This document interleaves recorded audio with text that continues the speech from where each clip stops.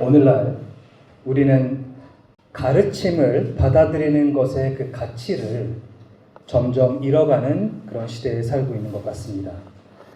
본인이 배우고 싶은 분야에 대해서는 어느 정도 가르침을 받아들일 마음이 있지만 자신이 그다지 관심이 없거나 생소해서 어렵게 느껴지는 내용에 대해서는 가르침을 받기를 원치 않습니다. 물론 우리가 이 세상의 모든 분야의 모든 지식을 다 습득해야 할 수도 없고 그럴 필요도 없습니다. 하지만 어떤 경우에는 지식의 부족이나 부재가 우리의 삶의 질을 현저하게 떨어뜨리거나 심지어 우리의 생명에 위협이 될 수도 있습니다. 특히 그리스도인으로서 하나님의 말씀에 대한 바른 지식을 갖추고 있지 않을 경우 영적으로 살아가는 데 있어 여러 가지 크고 작은 문제가 생길 수가 있고 궁극적으로는 하나님께서 기뻐하시는 삶을 제대로 살 수가 없습니다. 하지만 안타깝게도 오늘날 교회 다니는 많은 교인들이 이런 바른 지식을 갖추지 못할 뿐만 아니라 성경의 가르침, 즉 교리를 배우는 것 자체를 좋아하지 않습니다. 교리라는 그런 단어를 들으면은 어렵다, 딱딱하다, 아는 게 중요한 게 아니라 사는 게 중요하다라며 이제 거부감을 보이는 교인들이 적지 않습니다. 특히 마지막에 언급한 그 반응처럼 교리와 삶이 마치 분리되어 있는 두 영역인 것처럼 내지는 분리까지는 아니더라도 교리는 그냥 최소한의 것만 알면 충분하고 본인이 실제로 삶을 살아가는 일상이 압도적으로 더 중요하다고 생각하는 사람들도 있습니다. 그런데 성경은 그렇게 가르치지 않습니다. 물론 지식만 가득하고 실천이 부재한 그런 위선적인 삶도 잘못된 것이지만 반대로 바른 지식이 없이 바르게 살 수 있다라는 생각도 잘못된 겁니다. 신학자이자 설교자인 마이클 리카르디가 이렇게 말합니다. 신앙을 고백하는 수많은 그리스도인들이 저는 교리적인 토론이나 신학적인 논쟁에 대해 듣고 싶지 않습니다. 저는 실천적인 가르침을 원합니다. 제가 있는 곳에서 어떻게 살아야 하는지 알려주는 기독교를 원합니다. 라고 말한다.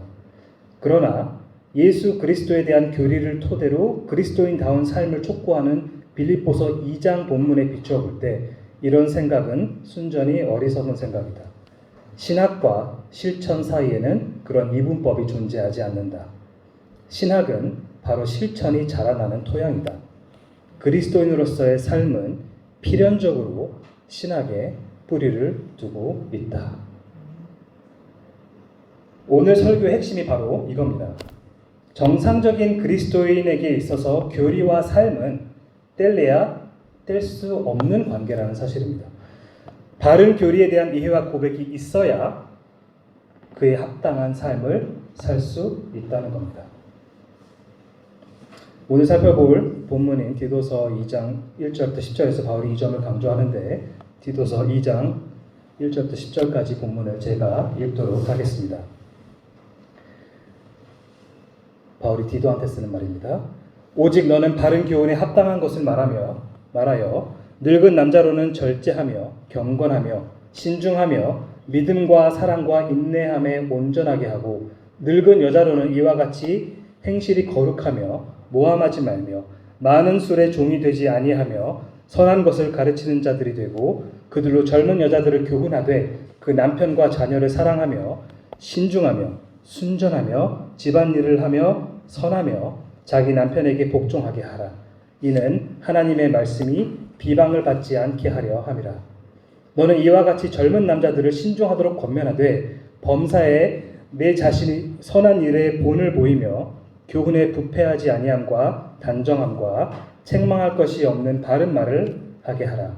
이는 대적하는 자로 하여금 부끄러워 우리를 악하다 할 것이 없게 하려 함이라. 종들은 자기 상전들에게 범사에 순종하여 기쁘게 하고 거슬러 말하지 말며 훔치지 말고 오히려 모든 참된 신실성을 나타내게 하라. 이는 범사에 우리 구주 하나님의 교훈을 빛나게 하려 함이라.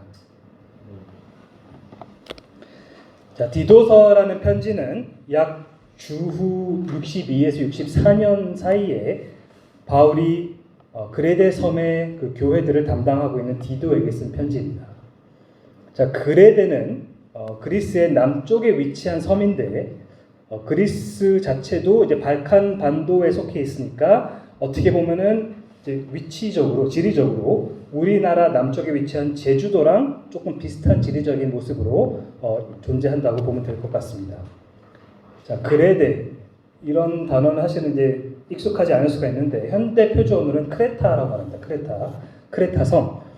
참고로 고대 그리스 신화 이야기 중에서 테세우스라는 인물이 미궁으로 들어가서 이제 미노타우루스라는 괴물과 싸워서 그 괴물을 처치한 유명한 이야기가 있는데 그 이야기의 배경이 되는 장소가 바로 그 크레타 섬, 그레데 섬입니다.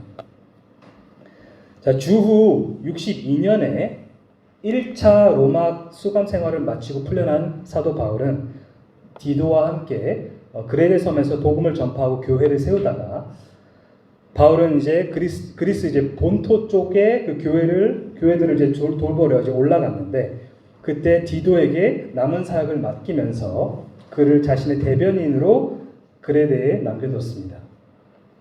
이 편지에서 바울은 디도에게 그레데 교회들이 이제 거짓 교사들의 그 가르침을 따르지 않게 하고 오히려 경건하게 살도록 가르치고 인도하라고 촉구하고 있는 겁니다. 그 임무를 주고 떠나는 겁니다. 자, 먼저 1장 5절부터 9절에서는 교회의 장로 내지는 감독의 그 자격에 대해 상기시키고 있고 그 다음에 10절부터 16절에서는 그 자격을 충족시키지 못한 거짓 교사들에 대한 경고가 나옵니다. 그런 다음에 오늘 살펴볼 2장 1절부터 10절에서는 바울이 디도와 그가 섬기는 교회 성도들이 어떻게 살아야 하는지를 이제 바울이 강조를 하는데 크게 6그룹으로 나눠서 지침을 이렇게 준다고 보시면 될 것 같습니다.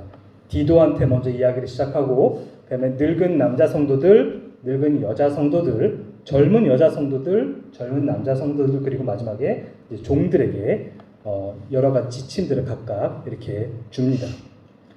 그래서 먼저 1절부터 살펴볼 건데 다시 한번 읽어보면은 오직 너는 바른 교훈에 합당한 것을 말하여 이렇게 시작합니다. 뒤에서 다시 언급할 이야기이긴 하지만 디도는 젊은 사역자였습니다. 젊은 사역자. 정확한 나이는 알 수 없지만 이제 바울과 함께 동역한 경험은 어느 정도 있으나 아직은 이제 젊은 편에 속한 그런 목사였습니다. 그런데 지금은 이제 바울이 곁에 없죠.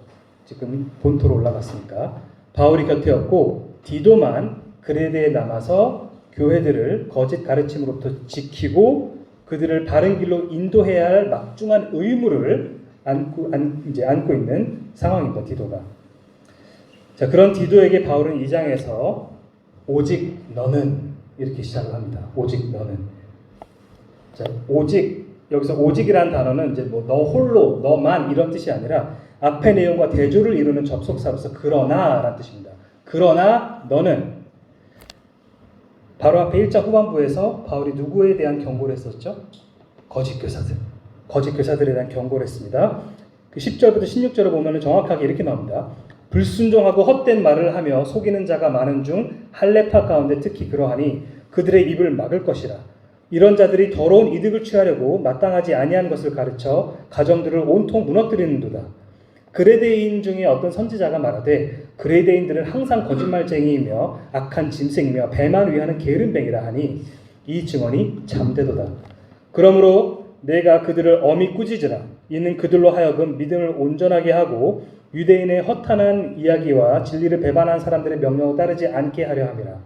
깨끗한 자들에게도 모든 것이 깨끗하나 더럽고 깨끗한 자들에게는 모든 것이 깨끗하나 더럽고 믿지 아니한 자들에게는 아무것도 깨끗한 것이 없고 오직 그들의 마음과 양심이 더러운지라.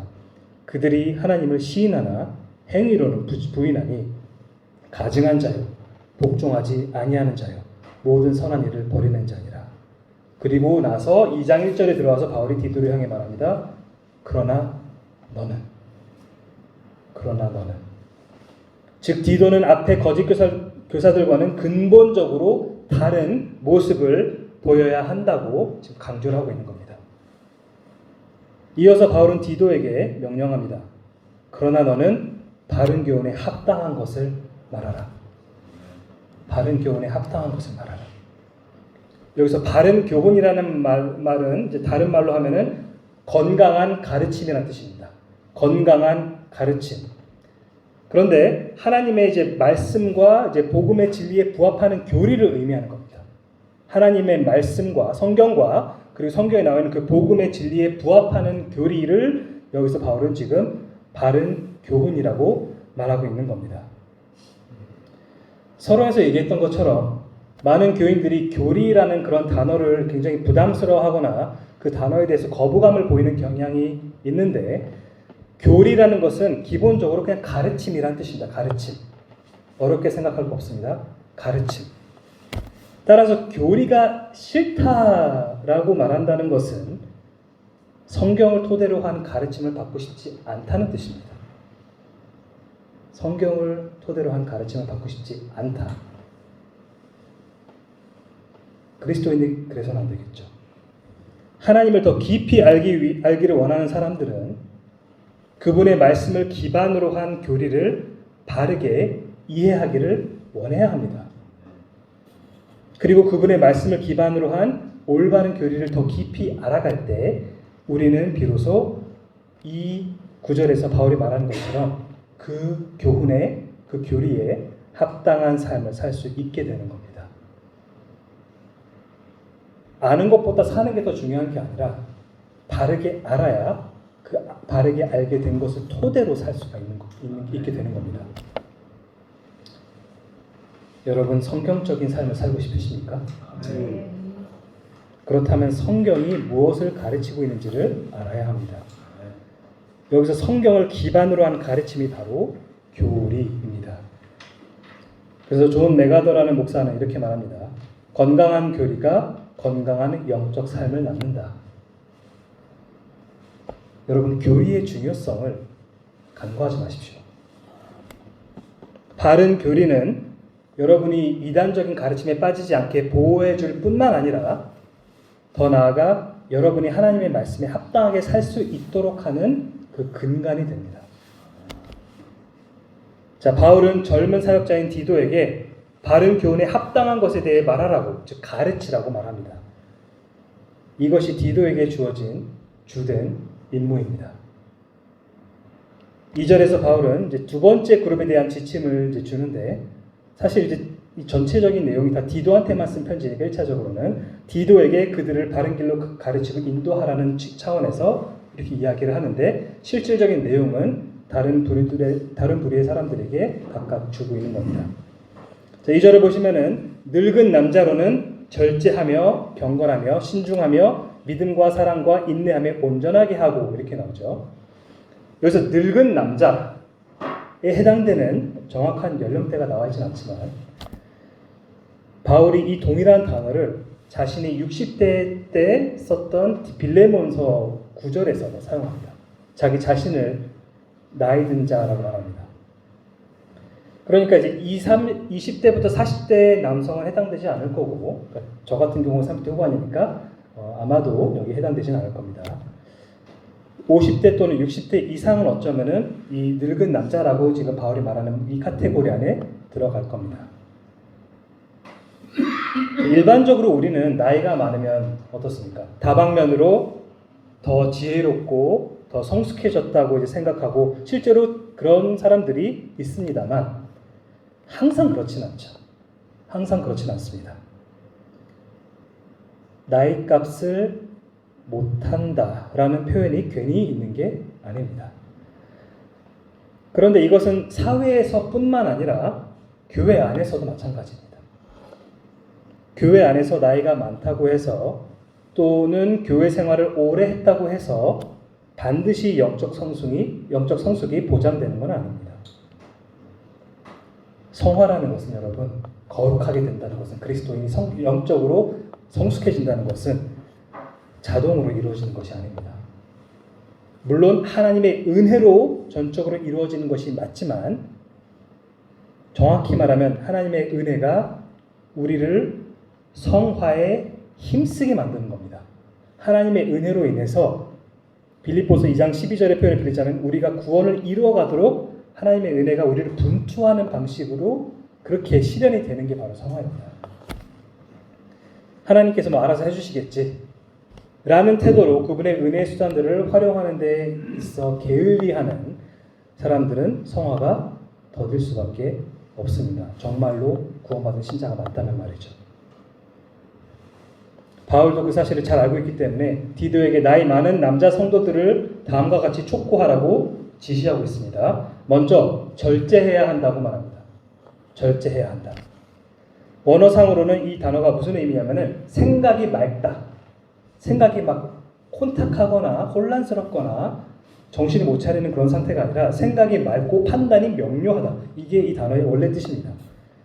물론 경우에 따라서 이 단어를 이제 술에 취하지 않다. 이런 의미로도 사용되긴 하지만 여기서는 술이라는 말이 당장 이 구절에 언급되지 않기 때문에 음주에 국한된 것이 아니라 그 무엇에도 중독되지 않은 절도 있는 그런 행실을 행한다는 것을 의미합니다. 그리고 둘째로 늙은 남자 성도들은 경건해야 된다라고 나오는데 사실은 본래 의미를 좀 더 잘 살려보자면 존경을 받을 만하다. 가볍지 않고 진지하고 위엄이 있는 그런 사람이어야 한다라고 말하고 있는 겁니다. 그냥 존경을 요구하는 사람이 아니라 스스로가 존경받을 만한 사람이 되어야 한다는 겁니다. 그리고 그들은 또한 신중해야 합니다. 앞서 언급된 절제랑 굉장히 비슷한 뜻인데 여기서는 조금 더 절제된 생각, 즉 신중한 어떤 태도를 의미합니다. 그리고 이제 마지막으로 연로한 남자 성도들에게 바울이 뭐라고 말하냐면 믿음과 사랑과 인내함에 온전해야 한다고 말합니다. 자, 여기서 믿음이라는 것은 하나님을 향한 어떤 지속적인 그 신뢰, 의지함을 의미하고 그 다음에 사랑이라는 것은 아시다시피 다른 성도들을 향한 그런 형제 자매 사랑을 의미하고 그리고 인내함이라는 것은 어려운 상황에서도 하나님께 소망을 두면서 끝까지 견디는 그 마음가짐을 의미합니다. 자, 개역개정을 보면은 믿음과 사랑과 인내함에 온전하게 하고라고 이제 번역되어 있죠. 그렇게 의미로 이해하는 것이 틀린 게 아닌데 사실은 이제 온전하게 하다에 해당되는 헬라어는 앞서 1절에서 그 바른 교훈에서 그 바르다랑 똑같은 단어입니다. 바른 교훈에서 바르다가 지금 여기서 온전하게 하다라고 달리 번역이 된 건데 기본적으로 아까 바르다가 무슨 뜻이라고 말씀드렸죠? 건강하다.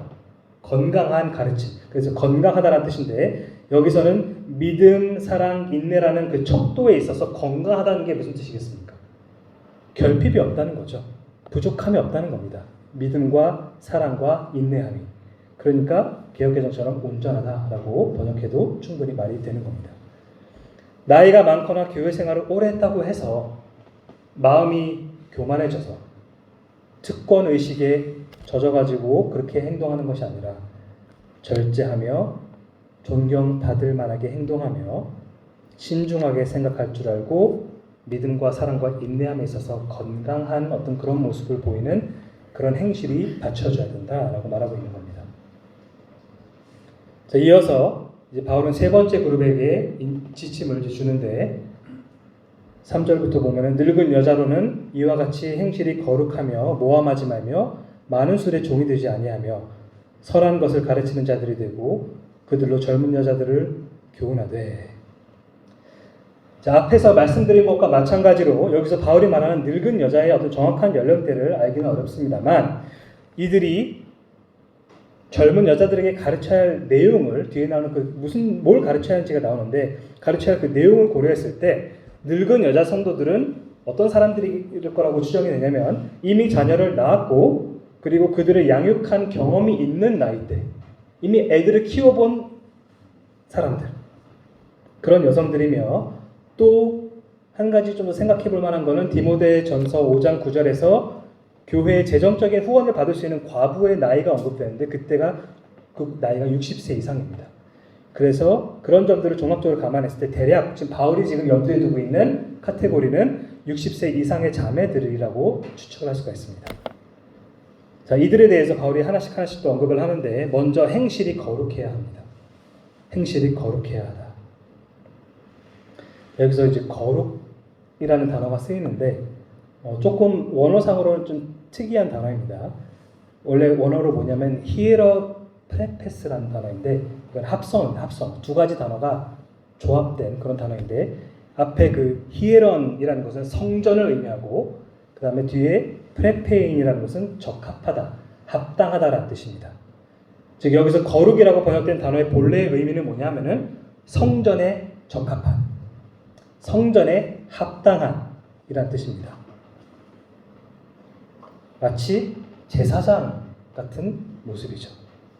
제사장이 성전에 적합한 그런 모습으로 항상 자기 자신을 관리했어야만 했습니다. 바울은 그만큼 연로한 여자 성도들의 행실이 거룩해야 한다. 마치 성전에 적합한 사람처럼 행동해야 된다라고 말하고 있는 겁니다.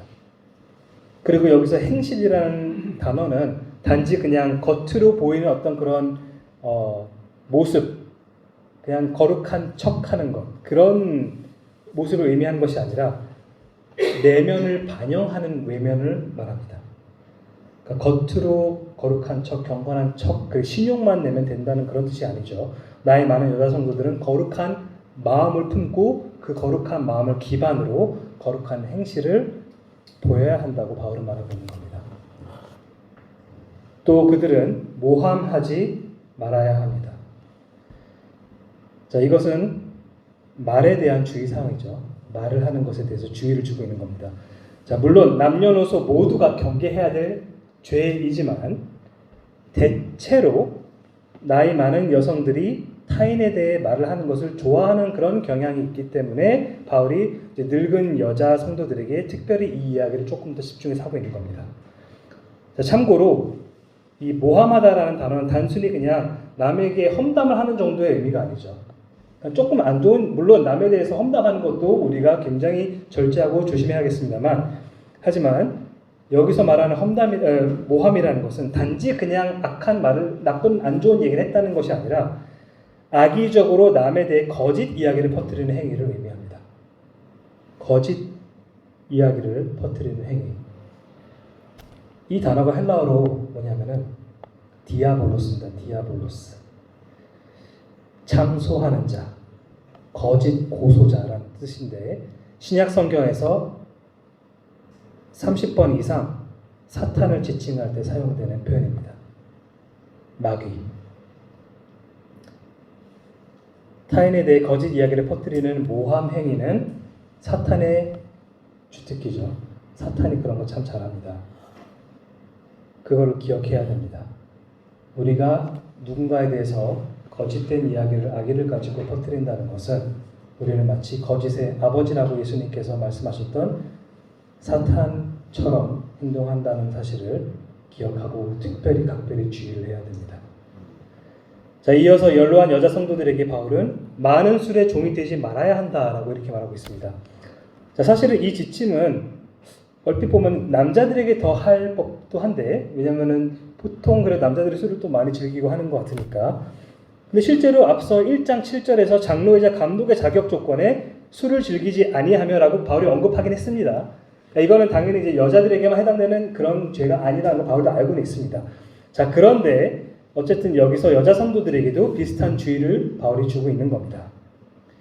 왜 여자 성도들에게 굳이 이런 이야기를 할까? 어떤 주석가는 여자들이 부엌에서 일을 많이 하기 때문에 뭔가 술에 대한 접근성이 높아가지고 그래서 그럴 위험이 있다고 설명하기도 하고, 또 다른 주석가는 나이가 많을수록 뭔가 좀 남아도는 그 잉여 시간이 많기 때문에 그 시간을 때우기 위해서 좀 술에 의존하는 그런 버릇이 생기기 때문이라고 그렇게도 이제 주장을 하는데, 정확한 이유는 알 수 없습니다만 어찌되었든 바울은 나이 많은 여자 성도들에게 술을 많이 마셔서 그것에 노예가 되면 안 된다라고 말합니다.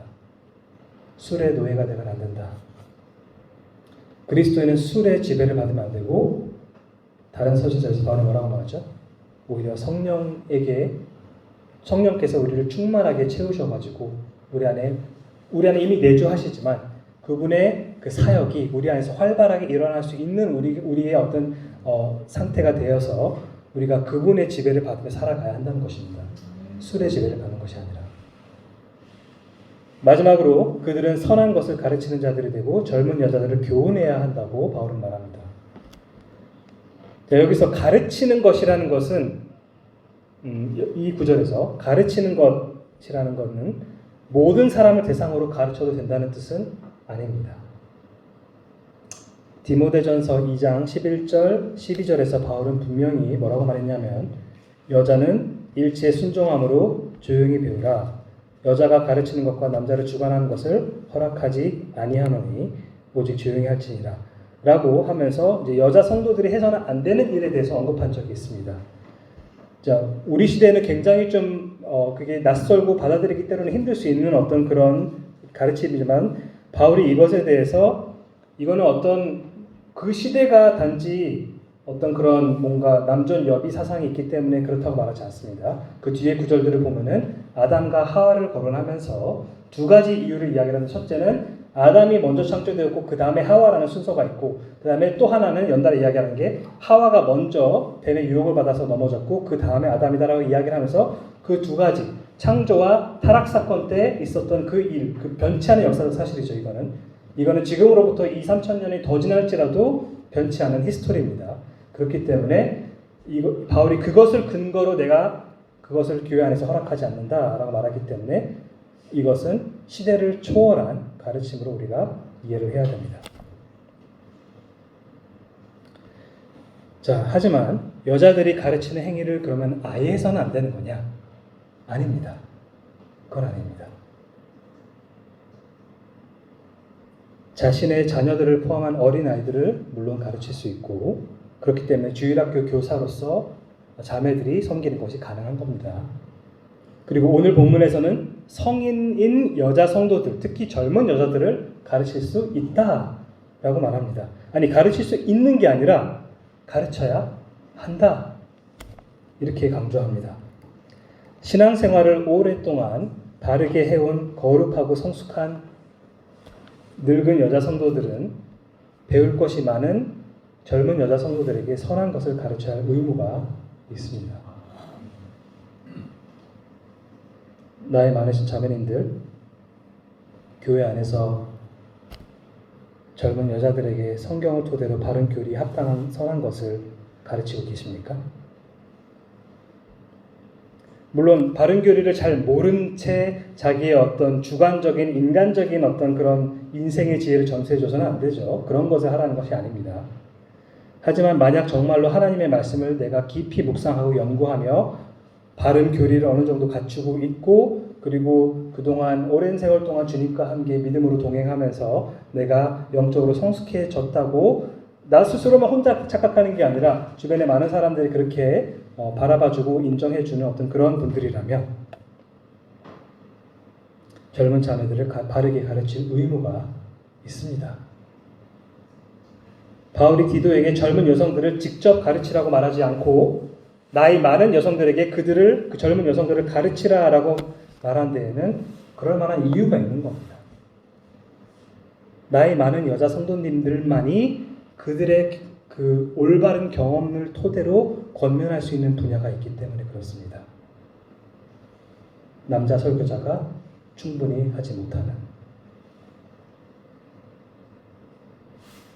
그들이 가르쳐야 할 이 선한 것이 무엇이냐, 구체적으로 그 어떤 내용이 선한 것인지는 4절 후반부와 5절에서 네 번째 부류인 젊은 여자 성도들과 관련된 지침에서 언급되는데 계속해서 보시면은 그 남편과 자녀를 사랑하며 신중하며 순전하며 집안일을 하며 선하며 자기 남편에게 복종하게 하라. 이는 하나님의 말씀이 비방을 받지 않게 하려 함이라. 자, 많은 이야기들이 나와 있는데 가르칠 것이 그만큼 많다는 겁니다. 젊은 여자 성도들을 향한 7가지 지침이 언급되어 있는데 먼저 첫 번째와 두 번째는 남편을 사랑하는 것이랑 그리고 자녀를 사랑하는 것입니다. 자, 에베소서나 골로새서나 아니면 베드로전서 같은 데를 보면은 아내들을 향한 지침들이 언급되는데 거기를 보면은 남편을 사랑하라고 나오지 않고 남편에게 복종하라고 그렇게만 언급되죠. 물론 이제 그런 본문들을 읽으시면서 나는 남편에게 그냥 복종만 하고 사랑은 하지 않아도 돼 라고 생각하는 분들은 아마 없을 거라고 생각합니다. 하지만 혹시라도 사랑하라는 얘기가 없으니까 난 남편 사랑스럽지도 않은데 그냥 사랑하지 않아도 괜찮을 것 같아. 그러라고 명령한 적이 없으니까 라고 혹시 생각하시는 분들이 계시다면은 이 구절이 준비되어 있습니다. 그 남편, 즉 아내의 자기 남편을 사랑하라라고 나옵니다. 물러설 곳이 없죠. 저도 한 아내의 남편으로서 압니다. 남편으로서 항상 사랑스럽게 행동하지 못한다는 사실을 압니다. 그래서 제 기도 제목 중 하나는 제 아내에게 더 좋은 남편이 되는 것이고, 그 사랑을 더, 제가 아내를 사랑하는 그 마음을 더 표현하기를 원합니다. 그리고 아직 많이 부족하지만 아내가 저를 사랑하는 일에 있어서 방해가 되는 걸림돌을 제가 아내 앞에다 두지 않도록 하기 위해 힘쓰고 있고, 앞으로도 더더욱 그렇게 하기를 원합니다. 자, 그런데 동시에 오늘 본문만 놓고 보면은 바울은 젊은 여자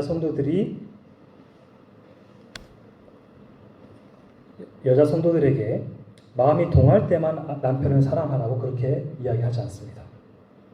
땡길 때만, 내킬 때만 사랑해도 되고, 그렇지 않을 때는 마음대로 해, 이렇게 말하지 않습니다. 남편의 부족함에도 불구하고 헌신적으로 사랑해야 합니다. 그리고 너무나도 당연한 얘기지만 이것은 에베소서 5장이나 골로새서 3장에서 그리스도인 남편이 아내를 헌신적으로 사랑해야 한다는 점을 고려할 때 결국에는 상호적인 사랑 관계가 되는 거죠. 자녀를 향한 사랑도 마찬가지입니다. 때로는 귀엽고 예쁘지만 어떨 때는 좀 너무하다 싶을 정도로 말을 안 듣고 불순종하는 그런 상황들이 생기기도 합니다. 하지만 그럼에도 불구하고 자녀를 헌신적으로 사랑해야 합니다. 저도 이제 제 둘째 딸도 슬슬 문장을 구성하기 시작해서 곧 이제 가르쳐야 할 내용이긴 하지만 제 첫째 딸에게는 여러 차례 이미 이야기한 것이 있는데, 아빠로서 채은이를 향한 사랑은 채은이의 어떠함에 달려있는 것이 아니라 단지 하나님께서 저를 채은이의 아빠로 세우셨고, 그리고 채은이를 제 딸로 허락하신 그 사실 자체만으로 제가 사랑하는 무조건적인 사랑이라고 가르쳐 왔습니다. 채은이가 어떤 행동을 하든 간에, 채은이가 어떤 모습을 갖추든 간에, 채은이가 순종할 때든 불순종할 때든, 선행을 할 때든 죄를 지을 때든 간에, 물론 다 똑같이 마음이 즐겁고 괜찮다는 뜻은 아닙니다. 다만 그것에 어떤 이렇거나 저렇거나 어떤 그런 상황과는 상관없이 단지 내 딸이다 하는 그 이유만으로 근본적으로 무조건적으로 사랑한다는 뜻입니다. 이러한 사랑을 젊은 여성들은 자녀들에게 해야 됩니다. 대부분 어느 정도 불신자들도 갖추고 있을 거라고 생각을 하긴 하지만 가끔 뉴스를 보면은 또 그렇지 않은 경우들도 있는 것 같습니다.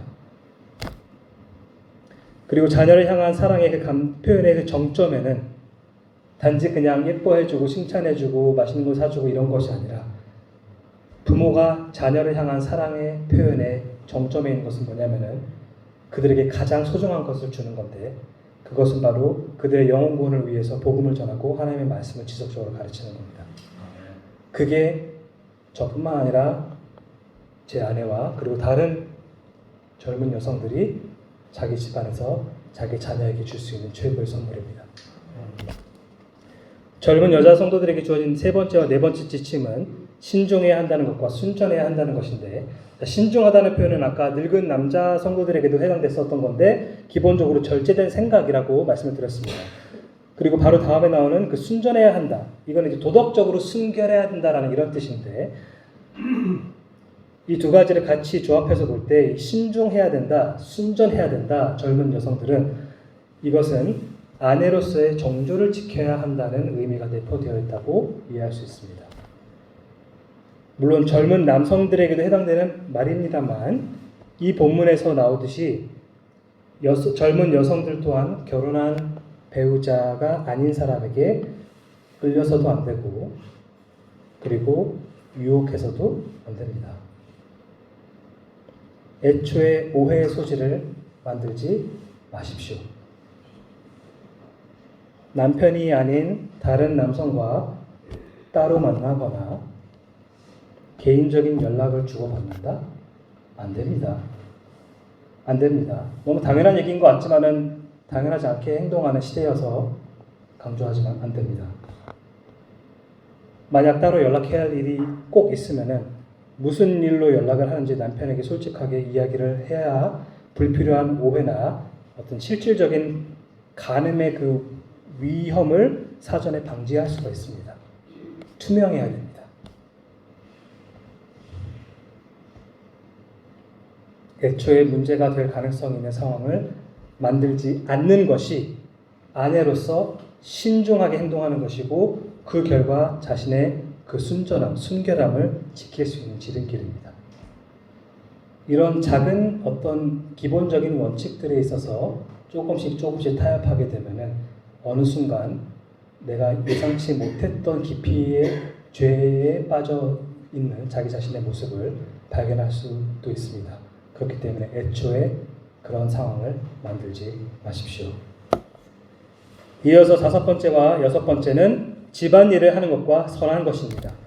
자, 많은 사람들에게 이 시대의 흐름에 역행하는 구시대적인 이야기를 들릴 수 있겠지만 성경은 결혼한 젊은 여자들에게 집안일을 하는 것이 그들의 의무라고 가르칩니다. 21세기에 이런 이야기를 했을 때 잘못하면은 야유뿐만 아니라 돌까지 맞을 수 있을지도 모르겠다는 생각이 들긴 합니다만 저는 성경에 충실할 수밖에 없습니다. 디모데전서 5장 14절 전반부에서도 바울은 이렇게 말합니다. 그러므로 젊은이는 시집가서, 그러니까 이제 여자 젊은이를 이야기를 하는 거죠. 시집가서 아이를 낳고 집을 다스리고. 자, 현대 사회에서는 여자의 뭐 직업, 커리어, 성취 등이 매우 중요한 가치로 여겨지고 있고 많은 경우에는 결혼 이후에도 그리고 심지어 자녀를 낳은 이후에도 집안일을 하는 것보다 집 밖에서 일을 하는 것이 우선시되는 그런 분위기에 우리가 살고 있지만 중요한 거는 21세기의 세상이 아무리 그렇게 이야기를 하더라도 성경은 그렇게 이야기하지 않는다는 겁니다. 만약 직장 생활을 하면서도 내가 집안일을 부족함 없이 함께 병행할 수 있다면 정말로 내가 함께 충분히 내가 아내로서 집안일을 함께 하면서도 직장일을 할 수가 있으면은 괜찮을 수도 있겠지만 특히 어린 자녀가 있는 상황에서 아이들의 양육과 풀타임 직장 생활을 병행하는 것은 사실상 불가능한 거 다들 아실 겁니다. 그래서 직장 생활하는 그런 커리어 우먼들은 뭘 합니까? 아기를 누군가에게 항상 아주 어렸을 때조차도 맡기고 그리고 일을 열심히 합니다. 그리고 그렇게 되면은 집안에서 아이와 같이 대면할 수 있는 시간이 굉장히 적어집니다. 그리고 나서 몇 년 후에 나중에 애들이 좀 더 크고 나서 뭔가 부모와 제대로 된 어떤 그런 애착관계가 생기지 않았을 때 내가 너를 위해서 뭘 이렇게 많이 했는데 내가 뭘 잘못했길래 나한테 이렇게 대하니 필연적인 결과였습니다. 어렸을 때 충분히 그 어린 아이들과 함께 관계를 형성하지 못한 그것 자체가 큰 영향을 미쳤다는 겁니다. 많은 젊은 여성들은 아내와 엄마가 되었다고 집안일을 주된 업무로 삼으라는 것은 뭔가 좀 공평하지 못하고 그러니까 불공평하고 뭔가 좀 남녀차별적이고 이런 것으로 생각할 수 있겠지만은 그것은 하나님께서 허락하신 집안일을 가치 있는 일로 여기지 않고 오히려 하찮은 일로 취급하기 때문에 발생하는 문제입니다. 이거는 내가 스스로 나에게 주어진 일에 대해서 어떤 가치를 부여를 하는지에 따라 마음의 태도가 달라질 수 있는 부분입니다. 더 나아가 하나님께서 성경을 통해 가르친 아내와 엄마로서의 우선순위를 내가 제대로 받아들이고 있지 못하고 있기 때문에 그런 불평들이 생기는 겁니다. 물론 자녀들이 없는 가정이나 이미 다 자녀들이 커가지고 성인이 된 가정의 경우에는 여성에게 당연히 조금 더 여유가 생기겠죠, 시간적으로. 그래서 그럴 경우에는 다른 일까지 같이 겸할 수도 있습니다. 그리고 그 외에도 어떤 경우에는 남편을 잃은 그런 집도 있겠죠. 그런 경우에는 지금 수입이 끊기기 때문에 그런 상황에 좀 특수하게 생각하고 바라봐야 될 그럴 여지가 당연히 있습니다만 그런 경우가 아니라 일반적으로 자신의 직장이 집안일보다 더 중요하다고 생각하는 여성의 경우에는 하나님께서 주시는 의무를 등한시하고 있는 겁니다. 혹시 저 전도사가 설교 강단에서 자기 남자라서 그런지 아무것도 모르고 막말하네 이렇게 생각하시는 분이 계시다면 제 아내의 이야기를 잠깐 하겠습니다. 제 아내의 경우에는 서울 내에서도 상위권에 해당되는 학교를 졸업했고 한국의 5대 병원 중 하나로 꼽히는 한 대학병원에서 오랫동안 간호사로 근무한 경력이 있습니다. 하지만 제 아내의 경우에는 집안일을 돌보며 특히 어린 자녀들을 양육하는 일의 중요성과 가치를 깊이 인지하고 있기 때문에 때로는 당연히 집안일도 쉽지 않고 힘들고 피곤하지만 그럼에도 불구하고 기쁘게 집을 지키고 있습니다. 그리고 이 가치관을 형성하게 되는데 제 입김은 거의 없었습니다. 사실은 저는 이런 일을 별 딱히 그렇게 가르친 적이 없습니다. 아내에게. 이미 스스로 아내가 성경을 통해서 스스로 아내 안에서 형성된 그런 가치관이자 세계관입니다.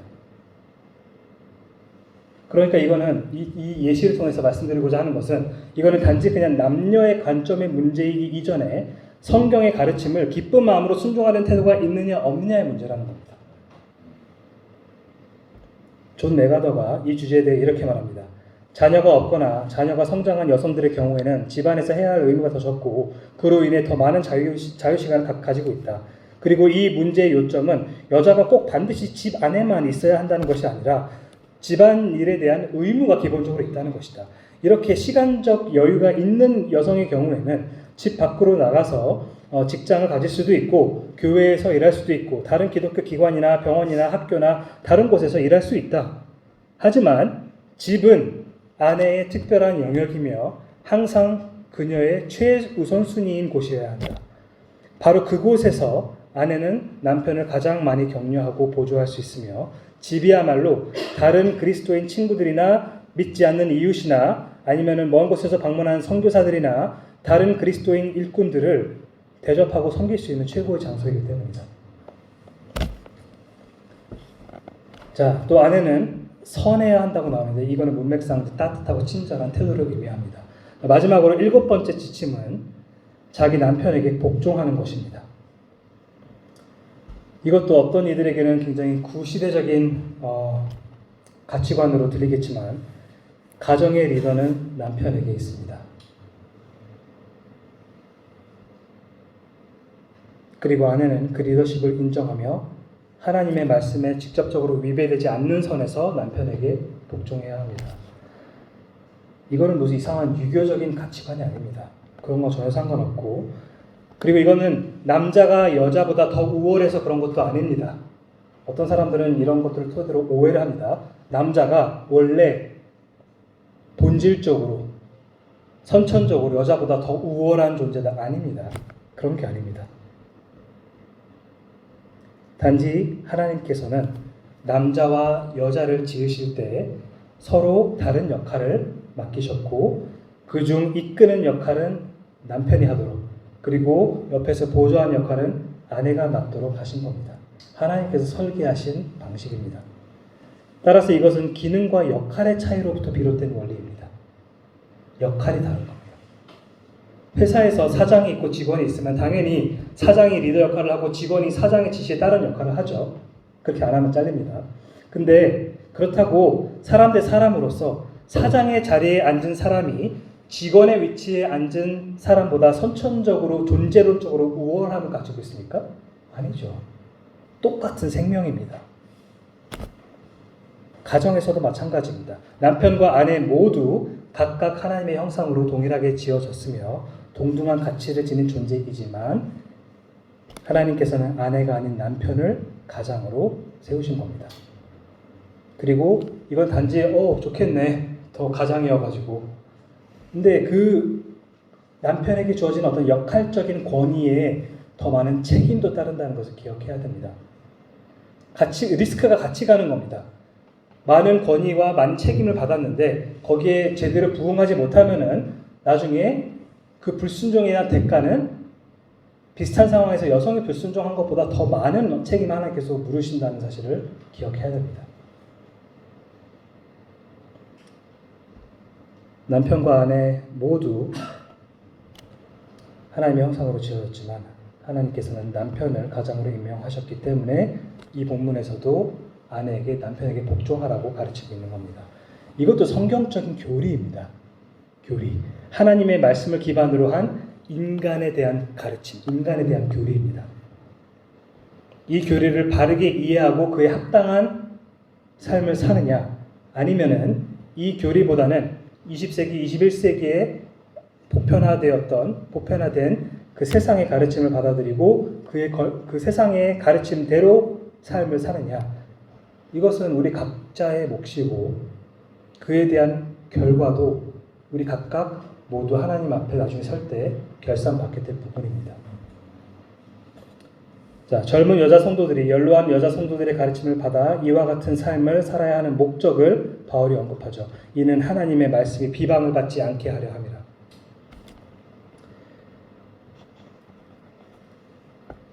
자, 신자의 어떤 그런 모범적인 삶 자체가 불신자를 회심하게 만들 수는 없죠. 내가 모범적인 그리스도인다운 삶을 산다고 해서 그 삶 자체가 다른 사람으로 하여금 회심에까지 이르게 하지는 않습니다. 왜냐하면 회심은 어떻게 이루어지는 거죠? 복음을 들을 때, 그리고 하나님의 은혜로 그걸 믿게 될 때 비로소 구원받는 것이기 때문에. 하지만 그렇다고 신자의 삶이 복음 전도와 무관한 것도 아닙니다. 관련이 있습니다. 어떻게 관련이 있냐면 신자가 바른 교리에 합당한 삶을 살 때 불신자들은 하나님의 말씀을 비방하지 못하게 된다는 겁니다. 그들이 복음을 듣고 믿을지 말지는 오직 하나님께서 주권적으로 그들에게 구원의 은혜를 그 순간 베푸시느냐 베푸시지 않으시느냐 그거에 달려있지만, 적어도 그들이 그 복음을 듣고 너희들이 지금 너가 사는 모습을 보니까 복음도 별거 없네, 이렇게 비방하지는 못한다는 말입니다. 자, 그리고 이제 6, 7, 8절 빠르게 볼 건데 5번째 그룹을 향한 지침이 나옵니다. 너는 이와 같이 젊은 남자들을 신중하도록 권면하되 범사에 내 자신이 선한 일에 본을 보이며 교훈에 부패하지 아니함과 단정함과 책망할 것이 없는 바른 말을 하게 하라. 이는 대적하는 자로 하여금 부끄러워 우리를 악하다 할 것이 없게 하려 함이라. 여기서 젊은 남자들에게 직접적으로 권면하고 있는 것은 하나밖에 없는데, 바울이 이 문법상 직접적으로 가르치라고 말한 것은 하나밖에 없는데 바로 신중함입니다. 아까도 계속 2차례 언급됐었는데, 근데 7절에 보면은 범사이라는 단어가 개역개정에서는 이제 7절의 뒤에 있는 내용과 같이 엮여서 나오지만, 근데 사실은 원어상으로는 6절과도 같이 연결될 수가 있습니다. 근데 그렇게 되면 어떻게 되냐면 범사이가 앞과 같이 가는 거니까 범사에 신중하도록 권면하라라는 의미가 됩니다. 그만큼 이제 저는 이게 더 자연스럽다 생각하는데, 그만큼 신중함이라는 것이 그리스도인의 경건한 삶에 있어서 굉장히 중요하고 기초가 된다는 뜻입니다. 그런데 이 신중함 외에도 7, 8절에서 젊은 남자 성도들에게 해당되는 추가적인 지침들이 몇 가지 언급되는데, 디도의 본보기를 통해서 권면이 되고 있는 겁니다. 디도야, 너가 본이 되어서 그것을 가르쳐라는 겁니다. 자, 내 자신이 선한 일에 본을 보이라. 여기서 본이라는 것은 기본적으로 주조할 때 쓰는 주형을 의미한다. 뭔가를 주조하는 과정에 쓰는 주형을 의미하는데, 다른 사람들이 디도를 틀로 삼아서 디도와 닮은 복사품이 되도록 너가 본이 되라는 뜻입니다. 바울도 다른 이들에게 본보기가 된다고 자기 자신이 스스로 여러 차례 말한 적이 있습니다. 예를 들면 고린도전서 11장 1절에 보면은 내가 그리스도를 본받는 자가 된 것 같이 너희는 나를 본받는 자가 되라. 와, 어떻게 이런 말을 할 수가 있죠? 바울이 그렇게 말할 수 있는 이유는 바울이 먼저 정말 그리스도를 충실히 본받고 있는 삶을 살아왔기 때문에 다른 사람들이 바울을 볼 때 그리스도인답게 사는 것은 바울처럼 사는 것이구나 라고 말할 수 있게 된다는 겁니다. 또 빌립보서 3장 17절에서 형제들아 너희는 함께 나를 본받으라. 그리고 너희가 우리를 본받은 것처럼 그와 같이 행하는 자들을 눈여겨보라. 마찬가지죠. 본이 되라. 틀이 되어라. 그래야 다른 사람들이 너를 보고 너와 같은 모습으로 변화되기 때문에. 이와 같이 디도도 그레데에 있는 다른 젊은 남자 성도들에게 선한 일에 본이 되어야만 했던 겁니다. 더 나아가 디도는 교훈에 부패하지 아니함으로 그리해야 했습니다. 여러 가지 방식으로 해석될 수 있는 그런 부분이지만 도덕적으로 부패하지 않은, 그러니까 변질되지 않은 정결한 모습을, 그런 삶을 너가 유지하면서 자신이 가르치는 교훈에 부합하는 삶을 살아야 한다는 것으로 이해할 수가 있습니다. 그러니까 입술로는 사역자로서 바른 교리를 그렇게 가르치고 선포하면서 본인의 실질적인 삶은 그에 합당하지 못한 그런 위선적인 삶을 살아서는 안 된다는 겁니다. 안타깝게도 심심치 않게 이런 일이 벌어집니다. 입술로도 거짓된 교리들을 가르치는 그런 거짓 교사들에 대해서는 사실 바랄 게 없죠. 기대할 게 없습니다. 근데 가끔 안타깝게도 평소에 정말로 바른 교리를, 바른 복음을 성경 토대로 충실하게 잘 가르쳐왔던 그런 설교자, 그런 목사, 그런 교수, 이런 분들 중에서 나중에 알고 보니까 많은 대중들에게 숨겨져 있던 어떤 그런 어두운 어떤 그런 삶을 위선적으로 이중생활을 하고 있던 게 드러나는 경우들이 있는데 너무나도 안타깝습니다. 그러면 안 되죠. 바울은 디도한테 너는 그래서는 안 된다라고 말하고 있는 겁니다. 이어서 단정함도 언급되는데 이거는 아까 2절에서 봤던 경건, 그러니까 존경을 받을 만하다라는 의미의 헬라어와 같은 어원을 공유합니다. 그러니까 너도 디도도 마찬가지로 존경을 받을 만한 사람답게 평소에 행실을 하라. 그리고 8절에 보면은 책망할 것이 없는 바른 말을 하게 하라고 말하는데 이것은 이제 젊은 남자 성도들의 언어 습관에 관련된 겁니다. 말을 평소에 어떻게 하냐 이겁니다.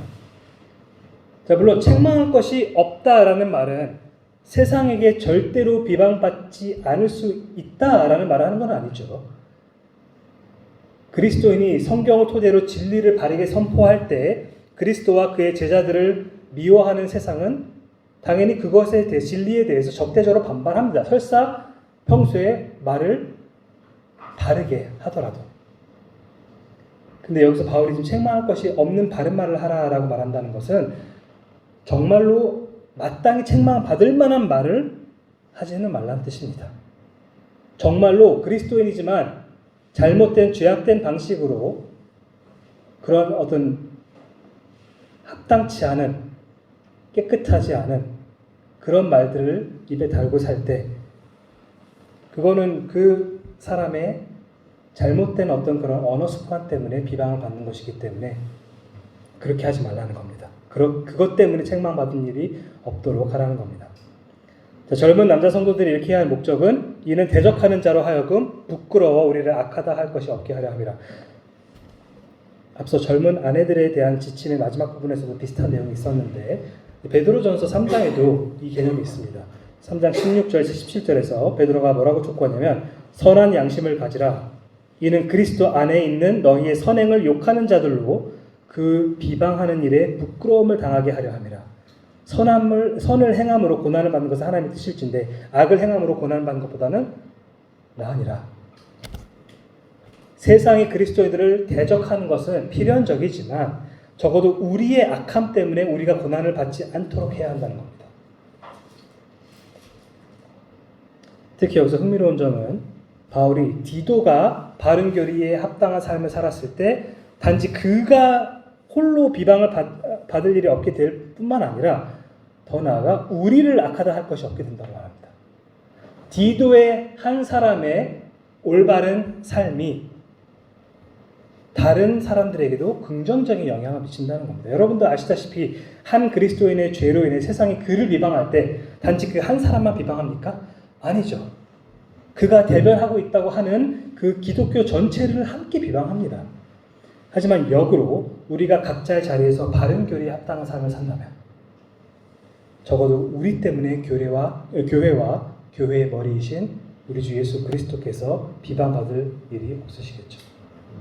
자, 마지막으로 짧게 6번째 그룹인데 종들에게 하는 이야기입니다.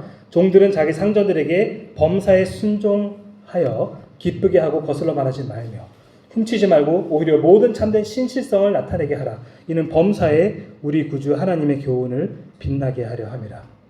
자, 종이라는 건 노예죠. 노예. 당시의 종이라는 건 노예입니다. 주인의 소유물입니다. 근데 여기서 지금 범사에 순종하라고 그렇게 말을 하는데 당연히 우리가 성경 전체의 맥락 안에서 이해를 해야겠죠. 하나님의 말씀을 거역하지 않는 범위 안에서 순종하라는 뜻입니다. 궁극적으로 우리의 주인 되신 예수 그리스도를 우리가 기쁘게 해야겠고, 그래서 여기서 기쁘게 하고라는 단어가 나오는데, 우리가 궁극적으로는 우리의 영원한 주인이신 예수님을 기쁘게 하기 위해서 힘써야겠지만, 여기서는 단지 그뿐 아니라 종들이 자신의 자리에서 자기의 어떤 그 육신의 상전들에게 최선을 다해서 그들을 기쁘게 하는 것도 중요하다는 겁니다. 중요하다는 겁니다. 그리고 거슬러 말하지 말다. 이거 말하지 말며, 이거는 이제 반박하고 막 이렇게 자꾸 말대꾸하는 그런 어떤 모습을 보이지 말라는 뜻입니다. 그리고 훔치지 말고, 이거는 이제 엄밀히 말하면 내 것으로 부적절하게 챙기다라는 게 슬쩍한다는 뜻입니다. 슬쩍. 사도행전 5장에서 겉으로는 땅을 다 팔았다고 말해놓고서는 실제로는 돈의 일부를 몰래 챙긴 아나니아와 삽비라에 대해서 묘사를 할 때 누가가 이 동일한 동사를 사용합니다. 훔치다, 슬쩍하다. 이 이야기를 당시 노예들에게 하는 이유는 이해하기 쉽죠. 노예들이 집에서 열심히 일하면서 주인의 소유를 몰래 슬쩍 챙기고 싶은 그런 유혹이 있었을 수가 있는데, 그리스도인 종들은 그렇게 해서는 안 된다는 뜻입니다.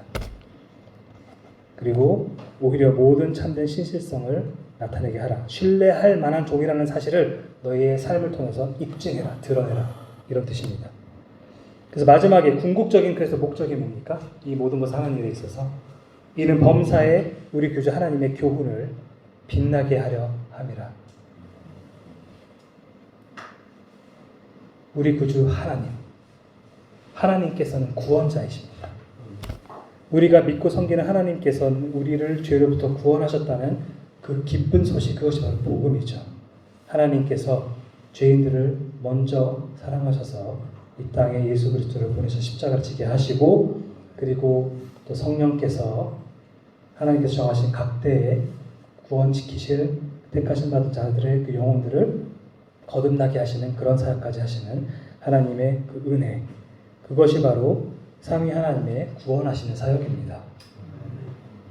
근데 이 가르침이 바로 우리 구주 하나님의 교훈입니다. 그래서 바울이 얘기하는 우리 구주 하나님의 그 교리를 빛나게 하려 함이라.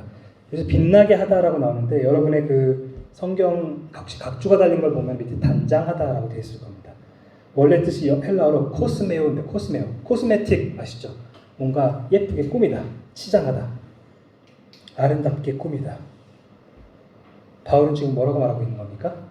우리가 어떻게 삶을 사느냐가 우리가 믿는다고 고백하는 그 교리를 아름답게 꾸밀 수가 있고, 우리가 잘못 살았을 경우에는 오히려 먹칠을 할 수가 있다는 겁니다. 우리의 바른 삶이 우리가 믿고 고백하는 그 교리, 특히 복음을 아름답게 보이도록 해야 한다라고 바울이 말하고 있습니다. 여러분, 처음에도 말했던 것처럼 바른 교리를 알고 믿어야 그에 합당한 삶을 살 수 있습니다. 그리고 반대로 우리가 합당한 삶을 살아야 우리가 믿고 고백하는 그 교리가 아름답게 빛나게 되는 겁니다. 그러니까 이 두 가지가 다 중요한 거죠. 올바른 교리를 갖추고 있는 것과 더 나아가 그 교리를 토대로 바르게 합당한 삶을 살아내는 것. 앞에 1장 16절에서 디도가 대조시키는 삶을 살아야 했었던 그 거짓 교사들에 대해서 뭐라고 말했습니까? 그들이 입으로는 시인하지만 삶은 그것을 배반하는 삶을 살았기 때문에 가증스럽다라고 얘기했습니다. 그런 위선 같은 것은 하나님의 진정한 교회 안에서는 있어서는 안 된다는 뜻입니다.